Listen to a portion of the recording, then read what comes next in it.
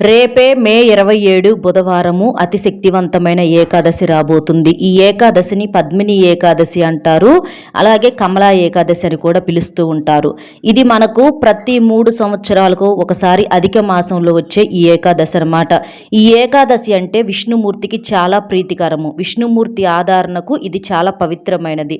మరి ఇలాంటి పవిత్రమైనటువంటి ఈ రోజున ఇంట్లో ఆడవాళ్ళు పొరపాటున అంటే తెలిసి కానీ తెలియక కానీ ఈ కూరను వండిన లేదా తిన్నా కూడా ఈ ఏకాదశి రోజున మీరు చేసేటటువంటి పూజలు ఏవైతే ఉన్నాయో అవి దైవానికి చెందకపోగా మనకు ఎన్నో రకాలైనటువంటి అష్ట కష్టాలు అనేవి తప్పవు. చేతిలో చిల్లిగవ్వ కూడా మిగలకుండా జన్మ జన్మల దరిద్రం అనేది పట్టి పీడిస్తుంది.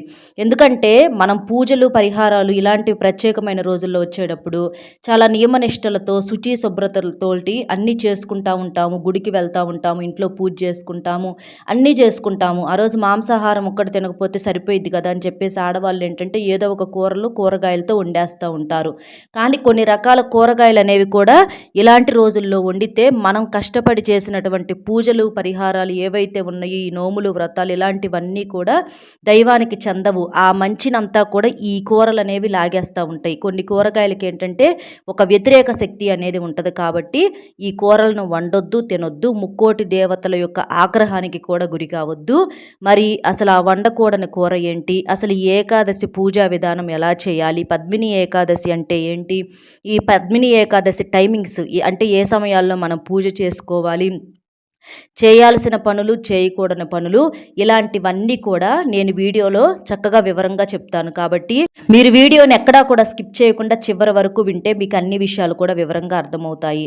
అలాగే మరికొంతమంది మిత్రులకు వీడియో అనేది రీచ్ అవ్వటం కోసం వీడియోకి ఒక లైక్ ఇచ్చి సపోర్ట్ చేయండి. లైక్ చేసినప్పుడు కామెంట్స్ దగ్గర హైప్ వస్తుంది, అక్కడ మీ యొక్క పాయింట్స్ అనేవి కూడా యాడ్ చేయొచ్చు.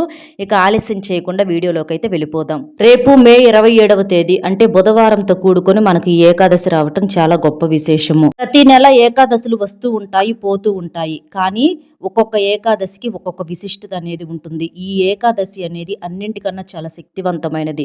ఎందుకంటే ప్రతి 3 సంవత్సరాలకు ఒకసారి మనకు అధిక మాసం అనేది నడుస్తుంది. ప్రస్తుతం మనకి ఇప్పుడు ఏంటంటే అధిక జ్యేష్ఠ మాసం అనేది నడుస్తుందన్నమాట.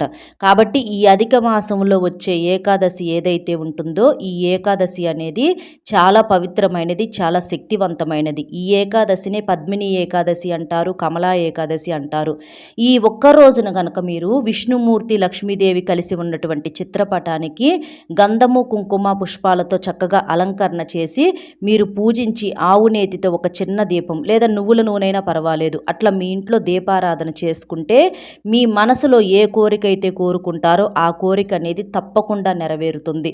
అంతేకాకుండా ఆ లక్ష్మీదేవి యొక్క అనుగ్రహంతో మీకు అష్టైశ్వర్యాలు సిద్ధిస్తాయి. విష్ణుమూర్తి యొక్క అనుగ్రహంతో మీకు బాగా కలిసి వస్తుంది. కాబట్టి చక్కగా ఇలా చేయండి. దీనికి ముందుగా చేయకూడని పొరపాట్లు కూడా ఉన్నాయి. ఈ విషయాల్లో కూడా జాగ్రత్త తీసుకోవాలి. ఈ రోజున గోళ్ళు కత్తిరించుకోవటము, గోళ్ళు కొరుక్కోవటము, అలాగే తలకు నూనె రాసుకోవటము ఇలాంటి పొరపాట్లు చేయకూడదు. ఈ రోజున తలకు నూనె రాస్తే ఆయుష్ అనేది తగ్గిపోతుందని పురాణాలు చెప్తున్నాయి. అలాగే మగవారు గడ్డం చేయించుకోవటము లేదా క్రాఫ్ట్ చేయించుకోవటం కానివ్వండి, ఆడవాళ్ళైనా మగవాళ్ళైనా జుట్టు కత్తిరించుకోవటము ఇలాంటి పొరపాట్లు అనేవి ఎట్టి పరిస్థితుల్లో చేయకూడదు. ఇలాంటి పవిత్రమైనటువంటి రోజున మనం శుచి శుభ్రతలతో స్నానం చేసి పూజ చేసుకోవాలి. ఇంకా చాలామంది తెలియక చేసే పొరపాటుల్లో పెద్ద పొరపాటు ఏంటంటే కోపపడటము. కొంతమందికి చీటికి మాటికి కోపం వస్తుంది. ముక్కు మీద కోపం ఎప్పుడు కూడా రెడీగా ఉంటుంది. కానీ తన కోపమే తనకు శత్రువు. బయట శత్రువులు మనల్ని ఏమన్నా చేస్తారో చేయలేరో తెలియదు, కానీ మన కోపం అనేటటువంటి శత్రువు మాత్రం మనకు తప్పకుండా అనారోగ్య సమస్యలు వచ్చేలాగా చేస్తుంది. మనం చేసే పూజలకు కూడా ఎలాంటి ప్రతిఫలం అనేది లేకుండా చేస్తుంది. కాబట్టి ఇలాంటి పవిత్రమైనటువంటి పర్వదినాలలో మీరు చేసే పూజలకు ప్రతిఫలం కలిగి మీకు నిండు నూరేళ్ళ ఆయుష్ కలగాలంటే కోపం అనేది పడొద్దు. అలాగే ఇంట్లో ఆడవారిని కూడా ఏడిపించొద్దు. ఇంట్లో ఆడవారు కంటతడి పెడితే ఆ ఇంటికి అరిష్టం చుట్టుకుంటుంది. ఇంట్లో ఇల్లాలు కలకలలాడుతూ నవ్వుతూ ఉంటే బాగా కలిసి వస్తుందన్నమాట. ఇంకా ఏకాదశి రోజున రావి చెట్టును తాకి నమస్కారం చేసుకొని రావి చెట్టు చుట్టూత 11 సార్లు ప్రదక్షిణలు చేయండి. ఎందుకంటే రావి చెట్టులో సాక్షాత్తు విష్ణుమూర్తి కొలువై ఉంటాడు. కాబట్టి కాబట్టి మనకు దేవాలయాల్లో రావి చెట్లు ఉంటాయి కదా, ఆ రావి చెట్టు దగ్గర ఒక దీపాన్ని వెలిగించండి. అలాగే రావి చెట్టుకు చెంబుడు నీటిని పోసి ప్రదక్షిణలు చేస్తే మీ కోరిక తప్పకుండా నెరవేరుతుంది. సంతానం లేని వారికి సంతానం కూడా కలుగుతుంది. అలాగే ఇంట్లో తులసి కోట దగ్గర కూడా దీపం వెలిగించాలి. మీకు ఏదైనా ఎక్కువగా మొండి సమస్యలు ఉండి ఇబ్బంది పెడుతున్నాయనుకుంటే ఈ రోజున విష్ణుమూర్తి దేవాలయానికి వెళ్ళి స్వామి వారికి తులసి మాలను సమర్పించండి. లేదా వెంకటేశ్వర స్వామి యొక్క దేవాలయానికి వెళ్ళైనా సరే స్వామి వారికి తులసి మాలను సమర్పిస్తే మీకున్నటువంటి ఎంతటి కష్టమైనా సరే వెన్నలాగా కరిగిపోతుంది.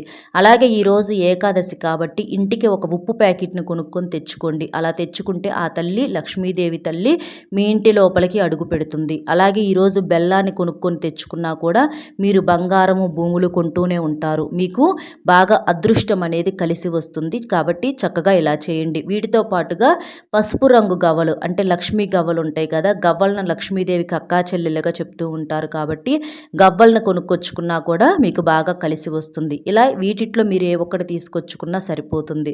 అయితే ఈ రోజున ఎండెక్కేదాకా పనుకోకూడదు. సూర్యోదయానికి ముందుగానే లేచి ఇంటిని వాకిలిని శుద్ధి చేసుకొని చక్కగా గుమ్మానికి బయట బియ్యపిండితో ముగ్గులు వేసుకొని పసుపు కుంకుమలు చల్లుకోవాలి. గుమ్మానికి ఇరువైపులు కూడా స్వస్తికి గుర్తులు అనేవి వేయండి గంధంతో. అలాగే ఇంటి లోపల కాస్తంత ఉప్పు నీటితో ఇల్లంతా కూడా శుభ్రంగా తుడవండి. అలా ఈ ఉప్పు నీటితో ఇల్లు తుడవటం వలన ఇంట్లో ఉన్నటువంటి నరదిష్టి, నెగిటివ్ ఎనర్జీ ఇలాంటివన్నీ పోతాయి. అలాగే పసుపు నీటిని కూడా చల్లుకొని ఇంట్లో ధూపం వేయండి. ఇలా పసుపు నీటిని చల్లుకుంటే ఇల్లంతా పూర్తిగా పవిత్రం అవుతుంది. ఇంకా ధూపం వేయటం వలన ఇంట్లో ఉన్నటువంటి దుష్ట శక్తులన్నీ కూడా ఆ పొగ రూపంలో బయటికి వెళ్ళిపోతాయి. లక్ష్మీదేవి మన ఇంటి లోపల ఎప్పుడూ కూడా స్థిర నివాసం ఉంటుంది. ఎందుకంటే ఆ ధూపం యొక్క సువాసన అనేది మనకు మంచి ఒక పాజిటివ్ వైబ్రేషన్ కలిగిస్తుంది అనమాట. కాబట్టి చక్కగా ఇలాంటి నియమాలు అనేవి మీరు ఆచరించండి. ఈరోజు ప్రతి ఒక్కరూ తప్పనిసరిగా తలస్నానం చేయాలి. అంటే షాంపూతో చేయకూడదు. మీరు ముందు రోజే తలస్నానం అనేది షాంపూతో చేసి ఈ ఏకాదశి రోజున తల మీద మామూలు నీటితో కడుక్కోవాలన్నమాట. ఈ రోజున స్నానం చేసేటటువంటి నీటిలో చిటికెడంత పసుపును కానీ లేదా ఒక గుప్పెడు వేపాకులను కానీ లేదా తులసి ఆకులను కానీ వేసుకొని స్నానం చేయటం వలన మీకు నిండు నూరేళ్ల ఆయుష్ అనేది పెరుగుతుంది. మీకున్నటువంటి అనారోగ్య సమస్యలు ఏవైతే ఉంటాయో అవన్నీ పూర్తిగా తొలగిపోతాయి. నదీ స్నానం అంత పవిత్రమవుతుందన్నమాట. ఆ నీరు అంతా కూడా శక్తివంతంగా మారి మీకు దేహం అనేది వజ్రంలాగా మారుతుంది. నీరు అనేది శరీరం మీద ఉన్నటువంటి మురికిని మాత్రమే కాకుండా మన జాతకంలో ఉన్నటువంటి దోషాలను మలినాలను అన్నింటినీ కూడా కడిగి పారేసే అంత శక్తివంతంగా ఈ స్నానం అనేది పనిచేస్తుంది. కాబట్టి ఇవి వేసుకొని చేయండి. అయితే తులసి ఆకులు ముందు రోజే కోసుకోండి. ఈ రోజున తులసి దళాలు అనేవి కొయ్యకూడదు. ఇక స్నానం చేసిన తర్వాత విష్ణుమూర్తికి ఎంతో ప్రీతికరమైన పసుపు రంగు వస్త్రాలు కనుక వేసుకుంటే మీకు బాగా కలిసి వస్తుంది. ఇక ఇంట్లో తప్పనిసరిగా దీపారాధన అనేది చేసుకోవాలన్నమాట. ఈరోజు విష్ణుమూర్తి లక్ష్మీదేవి కలిసి ఉన్న చిత్రపటానికి అలాగే వెంకటేశ్వర స్వామి ఉన్నటువంటి చిత్రపటానికి చక్కగా నువ్వుల నూనెతో పిండి ప్రమిదలు చేసుకొని అందులో దీపారాధన చేస్తే మాత్రం మీకు బాగా కలిసి వస్తుంది. తామర పుష్పాలను లేదా గులాబీ పుష్పాలనైనా సరే మీరు స్వామివారికి సమర్పించవచ్చు. లక్ష్మీదేవికి ఇలా పుష్పాలను సమర్పించి విష్ణుమూర్తికి వెంకటేశ్వర స్వామికి తులసి మాలను సమర్పించండి. లేదా పూజలో కనీసం తులసి ఆకులనైనా సరే ఉంచుకునే ప్రయత్నం అనేది చేయండి. అలాగే మీరు ప్రసాదాలు నైవేద్యంగా చేసినప్పుడు అంటే పానకము, వడపప్పు లేదా ఏమీ లేకపోతే ఒక చిన్న బెల్లం ముక్క అయినా సరే ఇలా నైవేద్యంగా సమర్పించినప్పుడు ఏంటంటే వాటిట్లో కాస్త పైన తులసి ఆకులను కూడా పెట్టండి. అలా చేయటం వలన ఆ నైవేద్యం ఏదైతే ఉంటుందో అది స్వామివారు తప్పకుండా స్వీకరిస్తారు. దాన్ని మనం నైవేద్యంగా ప్రసాదంగా స్వీకరించినప్పుడు స్వామివారి యొక్క ఆశీర్వాదాలతో మనకున్నటువంటి సమస్యలన్నీ తొలగిపోయి నిండు నూరేళ్ల ఆయుష్ అనేది పెరుగుతుంది. కాబట్టి తప్పనిసరిగా ఇంట్లో ప్రతి ఒక్కరూ కూడా దీపారాధన చేసుకోండి. ఇంకా ఇంట్లో పాలన పొంగించండి. ఈరోజు పాలన పొంగిస్తే మీ ఇంట్లో సిరి సంపదలు అనేవి పొంగి పొర్లుతాయి. ఆ పొంగిన పాలనైనా మీరు నైవేద్యంగా పెట్టొచ్చు. లేదా ఆ పాలతో పాయసాన్ని కానీ పరమాన్నాన్ని కానీ తయారు చేసి స్వామివారికి నైవేద్యంగా సమర్పిస్తే మీకు బాగా కలిసి వస్తుంది. మీకు అష్టైశ్వర్యాలు సిద్ధిస్తాయి. మీ యొక్క పూజకు రెట్టింపు పుణ్య ఫలితం అనేది కలుగుతుంది. కాబట్టి చక్కగా ఇలా చేయండి.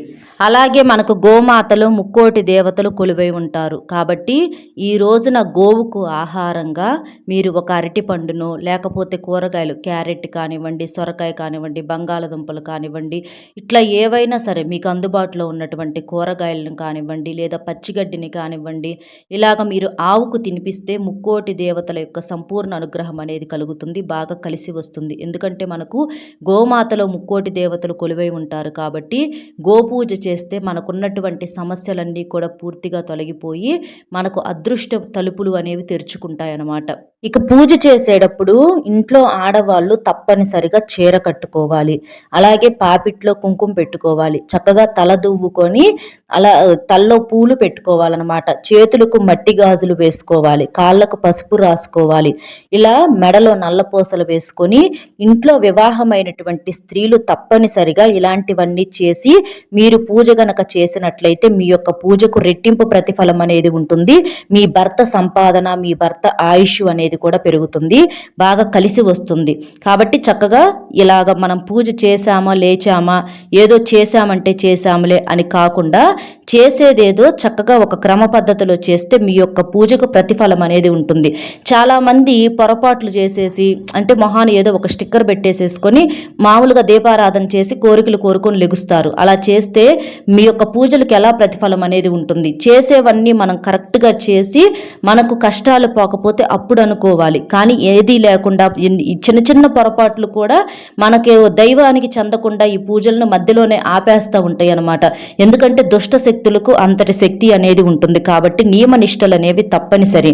అలాగే ఈరోజు పూజలో మీకు పసుపు కొమ్ములు ఉంటే పసుపు కొమ్ములు కూడా పెట్టి మీరు చక్కగా పూజ అనేది చేసుకోండి. పసుపు కొమ్ములతో పూజ చేసిన తర్వాత ఆ యొక్క పసుపు కొమ్ములు ఉంటాయి కదా, వాటిని మీ పర్సులో కానీ లేకపోతే బీరువాలు డబ్బు పెట్టుకునేటువంటి ప్లేస్లో కానీ పెట్టుకోవటం వలన మీకు విపరీతంగా ఆదాయం అనేది కలిసి వస్తుంది.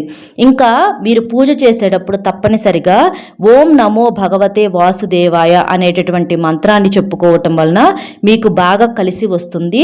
ఆ మంత్రం ఏంటంటే చాలా శక్తివంతమైనది. ఆ మంత్రం మనం ఉచ్చరించినప్పుడు మన ఇంట్లో ఉన్నటువంటి నెగిటివ్ దుష్ట శక్తులన్నీ కూడా ఆ యొక్క మంత్రోచ్చారణ ఆ యొక్క శబ్దానికి పారిపోతాయన్నమాట. మనం మనసులో చెప్పుకున్నా సరే మన ఇంట్లో ఉన్నటువంటి చెడు అనేది పారిపోతుంది. కాబట్టి ఓం నమో భగవతే వాసుదేవాయ అనే మంత్రాన్ని చెప్పుకోండి.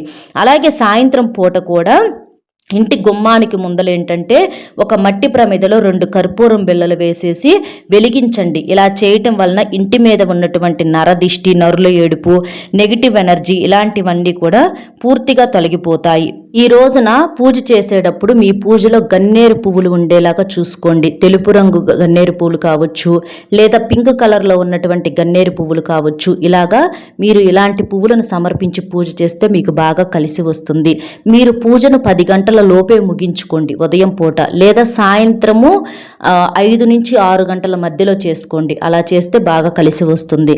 ఇంకా పూజలో తప్పనిసరిగా తమలపాకులు ఉండాలి. తమలపాకులు అంటే ధనలక్ష్మి స్వరూపం కాబట్టి ఇవి ధనాన్ని బాగా ఆకర్షిస్తాయన్నమాట. ఇంకా పూజలో తప్పనిసరిగా మీ ఇంట్లో పెంచుకున్నటువంటి పూలు ఏదైతే ఉంటాయో వాటిని కానీ లేదా మీరు కొనుక్కొచ్చుకున్నటువంటి పువ్వులతో కానీ పూజ చేసుకోండి. అంతేకాని పక్కింటి వాళ్ళ యొక్క చెట్లు తెంచుకొని పూజలు చేసుకుంటూ ఉంటారు. అలా చేస్తే మీ యొక్క పూజకు పూర్తి ఫలితం అనేది మీకు దక్కదు. అంటే ఎవరి అయితే ఆ పుష్పాలు ఉంటాయో వాళ్ళకు కూడా చెందుతాయి కాబట్టి మనం కొనుక్కుంటే ఎలాంటి నష్టం అనేది ఉండదు. ఆ పుణ్య ఫలితం మొత్తం మనకే దక్కుతుంది.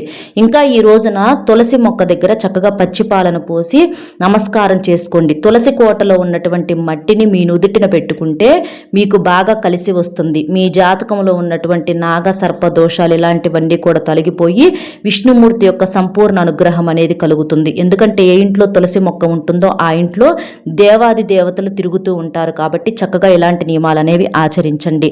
ఇక మరి ఇంతటి పవిత్రమైనటువంటి ఈ రోజున మనం చేసేటటువంటి ఈ పూజలు పరిహారాలు విష్ణుమూర్తి లక్ష్మీదేవికి అలాగే వెంకటేశ్వర స్వామికి చెంది మన పూజలకు రెట్టింపు ప్రతిఫలం కలగాలి, మన యొక్క కోరిక ఏదైతే ఉందో అది ఖచ్చితంగా నెరవేరాలి అని అంటే మాత్రం ఈ రోజున ఇంట్లో ఆడవాళ్ళు పొరపాటున కూడా ఈ కూరలను వండొద్దు, తినొద్దు. ఆ కూరలు ఏంటనేది ఇప్పుడు మనం క్లియర్గా తెలుసుకుందాము. మామూలుగా మాంసాహారం తినకూడదు అని అందరికీ తెలిసిందే. ఎందుకంటే ఇలాంటి రోజుల్లో నాన్ వెజ్ అనేది ఎవరు వండుకోరు. చేపలు, పీతలు, రొయ్యలు, మటన్ మటను, చికెను ఇలాంటివి ఏవి తినకూడదు అనుకుంటారు. నాన్ వెజ్తో పాటుగా కూరగాయలు అంటే వెజిటేబుల్స్లో కూడా కొన్ని రకాల కూరలు అనేవి ఈ రోజున వండకూడదు, తినకూడదు అని చెప్పేసి మనకు శాస్త్రాలు, పురాణాలు చెప్తున్నాయి. పంతులు పెద్దవాళ్ళు చెప్తున్నారనమాట.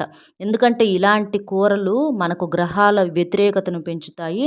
మన యొక్క పూజలకు ప్రతిఫలాన్ని లేకుండా చేస్తాయి. ఇవి కూడా మనకు దగ్గరగా నాన్ వెజ్ ఘాటును, రుచిని, అలాంటి సువాసనను పోలి ఉంటాయి. కాబట్టి ఇలాంటి ప్రత్యేకమైనటువంటి కూరలు అనేవి వండకూడదు. అందులో మొట్టమొదటిది క్యాబేజ్ అనమాట. క్యాబేజ్ మనకు పింక్ కలర్ క్యాబేజీ కావచ్చు, లేదా మామూలు క్యాబేజీ కావచ్చు. ఇలాంటివి క్యాబేజీకి సంబంధించినటువంటి కూరలు ఏవి కూడా ఈ రోజున వండొద్దు, తినొద్దు. తింటే మాత్రం నరకమే.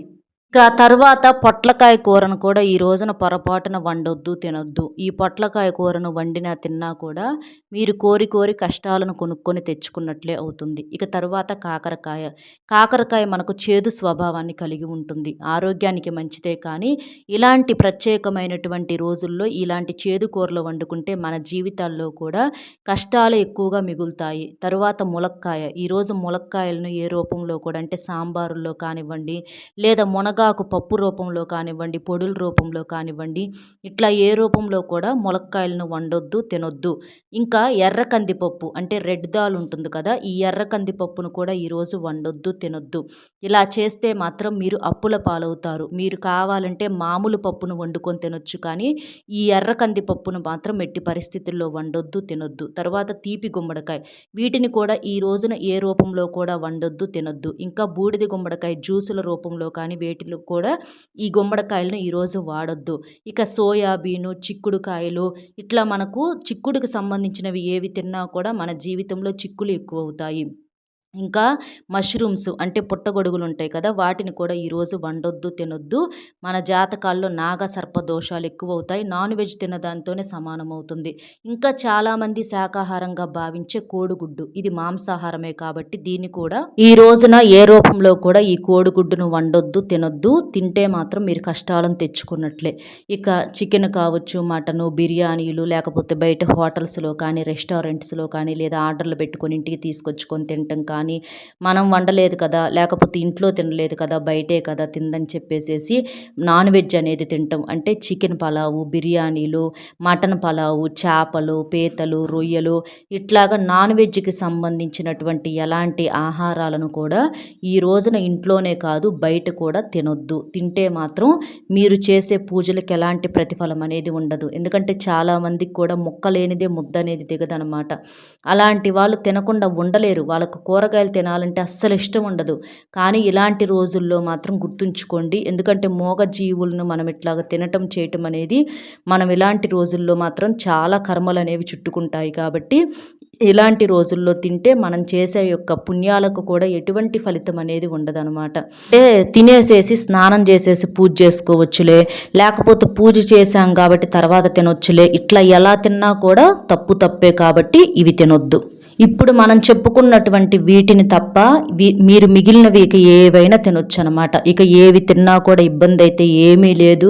ఇంకా కొంతమంది అవి తినకూడదు, ఇవి తినకూడదు, మొత్తం తినకూడదు అని చెప్తూ ఉంటారనమాట. ఇక మిగిలినవన్నీ హ్యాపీగా తినొచ్చు, ఇబ్బంది అయితే ఏమీ లేదు. కాస్త దుంపకూరలు ఇలాంటి వాటిని కూడా పక్కన పెట్టేసేసేయండి మీకు వీలుంటే. లేకపోతే ఏముందిలే అనుకుంటే దుంపలు తినొచ్చు, ఇబ్బంది అయితే ఏముండదు. ఎందుకంటే అవి నాన్ వెజ్ కాదు కాబట్టి ఏముందిలే అనుకుంటే మీరు పక్కన పెట్టేసేసేయచ్చు అనమాట. ఇక అవి తప్ప ఇక మీరు మిగిలినవి పండ్లు, కూరగాయలు, జ్యూసులు, పలహారాలు ఇట్లాంటివి సాత్విక ఆహారం ఏవైనా తినొచ్చు అనమాట.